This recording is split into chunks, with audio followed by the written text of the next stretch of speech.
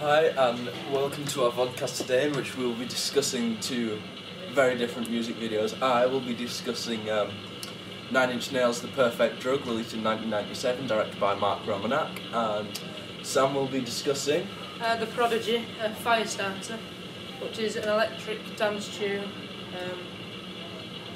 Can't remember who was directed there, but I'll have that information later on.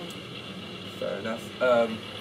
Now, the 9 Inch Nails are kind of a very big band for the time, so, I mean, the primary audience for this video would be, males 15 to 24, but with the amount of time that the 9 Inch Nails have been around, there's it's developed a secondary audience of, 24 to 35, say, as well, so it's kind of a big thing.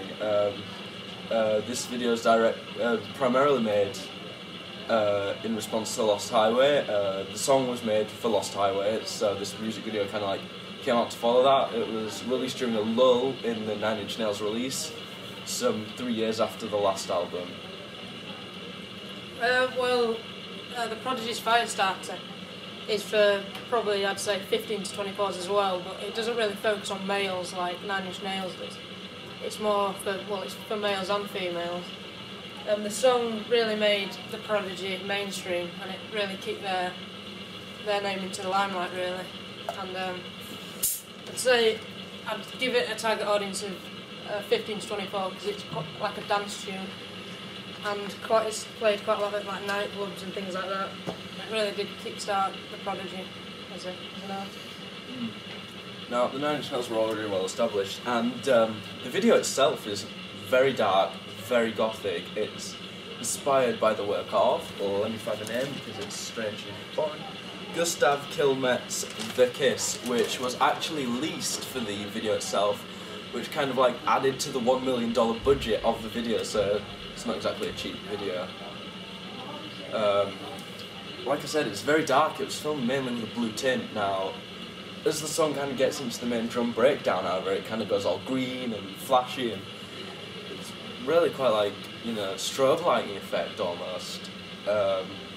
Before we go into the final shots of the song, the video kind of features, the singer Trent Reznor, slightly concept, very abstract looking, Victorian-esque. It's kind of in mourning for the loss of his son, I think. It's a very kind of sad song. It's about a guy losing himself in Abyssin throughout the video, so he's kind of looking lonely and lurky. Kind of a bit of a creep, but hey, kind of just staring off into the distance. We have loads of shots where his face is kind of masked behind the curtains, and medium shots. We have loads of close-up shots of the face, reflecting that sadness, the sorrow. Yeah. In response to that, the Prodigy's music video is quite dark as well, but it's not. Well, it's got a black and white effect on it the whole way through, and it's a performance and concept of music video because it does feature a lot of Keith Flint, the main man in the video. But there's also the other band members, but it does focus on Keith Flint mostly, and it had quite a lot of controversy surrounding it actually because it is quite scary. It might sound a bit silly, but it is actually quite a scary music video. And some television channels decided to show it after the watershed because some children ain't really suitable for some children. It hasn't got any gore or anything like that. It's just Keith Flint's appearance in it is quite scary. The things he does, and it's got very fast-paced editing, and it's just very quick, and it's not really suitable for young children, especially young teenagers like 15, 16-year-olds. But I suppose because it was released in 1996, they won't have seen the things that we see now, because we can play video games which got a lot of gore.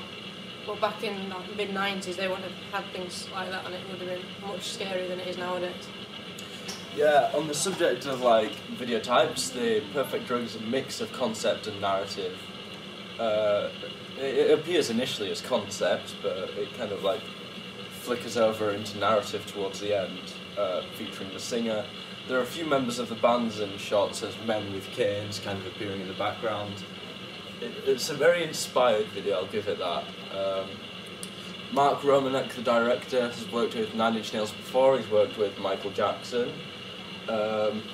So this was his second video with them, and as of yet the last. Like I said, it was a very expensive thing to direct, lots of special effects. They even used a refrigerated set to capture some visuals. Overall, it's a really good music video. Firestarter was directed by Walter Stern. This is like one of the only real things that link between the two, because Walter Stern directed a Nine Inch Nails song, Into the Void, in 2000, which is the only thing that really does link the two. And the lyrics for Prodigy's Firestarter are quite aggressive, like that's just linking onto the watershed point that I made earlier. There's quite a few swear words and it is quite aggressive. And then the location I was just going to mention for the music video is in a London Underground tunnel which is abandoned in Aldwych, if that's how you pronounce it. And it's a good location and it's been used for many films, because obviously there's not many things like that around, and it's a good setting for a music video or even a film. So. Well, I think that's everything. We've covered a lot of points here. Thanks for watching.